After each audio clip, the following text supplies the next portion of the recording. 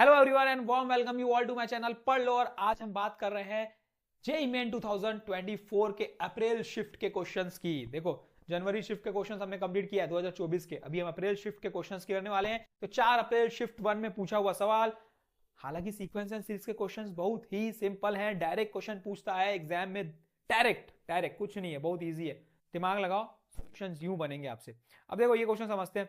Let the first three terms 2p q with q not equals to 2 of a gp respectively the 7th, 8th and 13th term of an AP.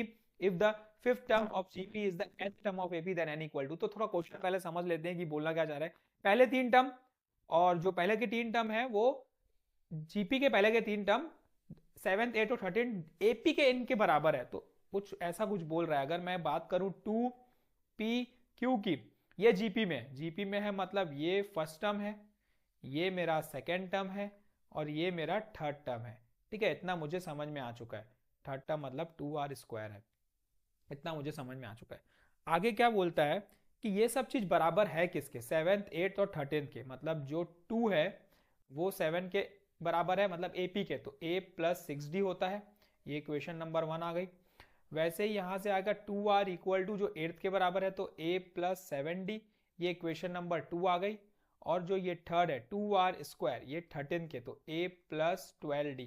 ठीक है, ये equation number 3 आ गई। और बोलना क्या है, fifth term of GP मतलब ar⁴ is equal to nth term of AP मतलब a प्लस n-1d। अच्छा, निकालना क्या क्या है, r निकालना है, a निकालना है, d निकालना है, तभी तो n फाइंड होगा। n तभी फाइंड होगा। n फाइंड करने के लिए मुझे तीन चीज, a r d, तीन इक्वेशन तीन अननोन बच्चों, तीन इक्वेशन तीन अननोन, इजीली फाइंड कर सकते हो क्या? बिल्कुल कर सकते हैं, क्योंकि तीन इक्वेशन तीन अननोन फाइंड कर सकते हैं। ठीक है, तीन इक्वेशन की ही जरूरत है। तो अब ले लो यार, किसी को भी ले लो। सेकेंड 2-1 कर लेते हैं पहले। 2-1 देखते हैं क्या आता है। ये r equal to a cancel, ये 2r इक्वल टू ये क्या हो जाएगा भाई, क्या कर रहा है, 2r-2 इक्वल टू ये बन जाएगा d। ठीक, यहां से मुझे d की वैल्यू मिल गई। ठीक है, कोई बात नहीं, d मिल गया भाई। चलो अब 3-2 कर देता हूं, तो यहां से क्या मिलेगा, 2r² minus 2r equal to 5d।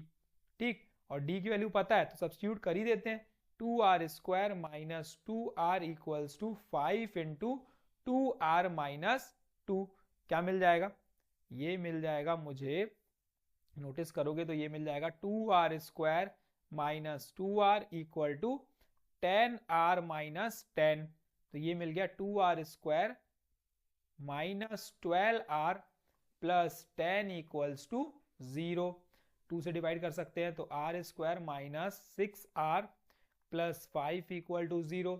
अब इसके फैक्टर्स इजिली निकाल सकते हो यार, कोई बात नहीं, 5 और 1 ही होगा, तो r-5 और r-1 इक्वल टू 0।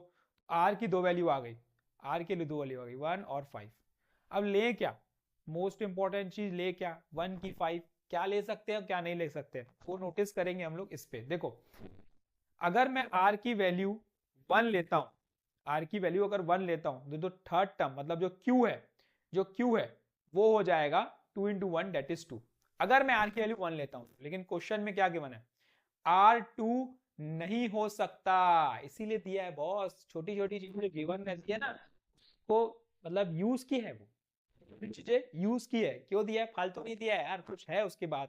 तो r1 हम नहीं ले सकते, तो r1 नहीं हो सकता, तो r की वैल्यू क्या पॉसिबल है, r की वैल्यू पॉसिबल है 5, ये हम लेंगे। तो चलिए, r हमें मिल चुका है, जब r मिल चुका है तो r पुट कर दे तो d मिल जाएगा। तो d क्या मिलेगा, d equal to 2 into r-2, तो ये मिल गया 2 इंटू 5-2, तो मतलब 10 में से 2 गया तो 8 मिला। तो d देखो आपको इजीली मिल चुका है 8, d मिल गया हमें, r मिल गया हमें। अब किसकी जरूरत पड़ेगी, सिर्फ और सिर्फ a की जरूरत पड़ेगी ना। तो a कहां से निकालेंगे, a कहां से निकालेंगे, किसी में भी इक्वेशन में पुट करेंगे तो हमारा a भी निकलेगा, है ना। तो चलिए इससे फर्स्ट इक्वेशन से निकाल लेते हैं a हो जाएगा 2-6d, a equal to 2-6d। तो ये मिल गया मुझे 2-48 और ये वैल्यू मिल गई -46। तो देखो a भी मिल गई। ADR निकल गया क्या? यही तो निकालना था बस। अब सब्स्टिट्यूट कर देते हैं।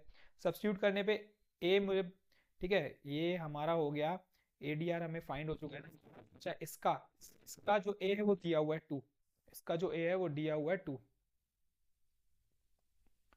ठीक है।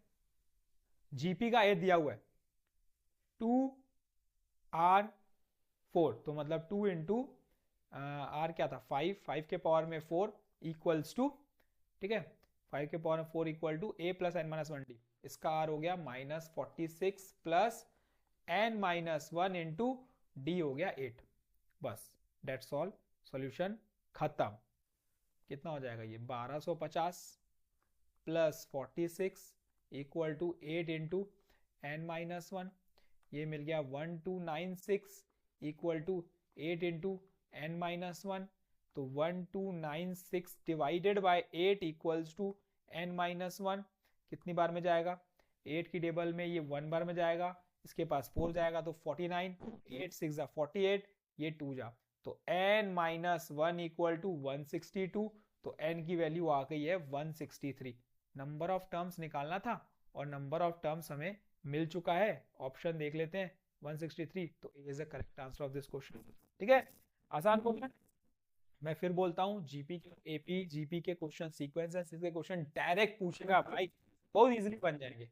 ठीक है, और thank you, all the best, keep practising. समझ में आया तो hit like, share to your friends and practice करते रहो। डेली अब 2 क्वेश्चंस आने वाले हैं। ठीक है, एक दोपहर एक शाम, एक दोपहर एक शाम, एक दोपहर एक शाम, 2 क्वेश्चंस डेली आएंगे। ठीक है, तो क्वेश्चंस की क्वांटिटी बढ़ाते हैं, तो बस अभी चैनल पे आ जाओ और देखते जाओ कि कंटिन्यूअसली क्वेश्चंस मिलते जाए। हम तो स्पीड बढ़ा रहे हैं, स्पीड बढ़ाओ। ठीक है, thank you and keep practising.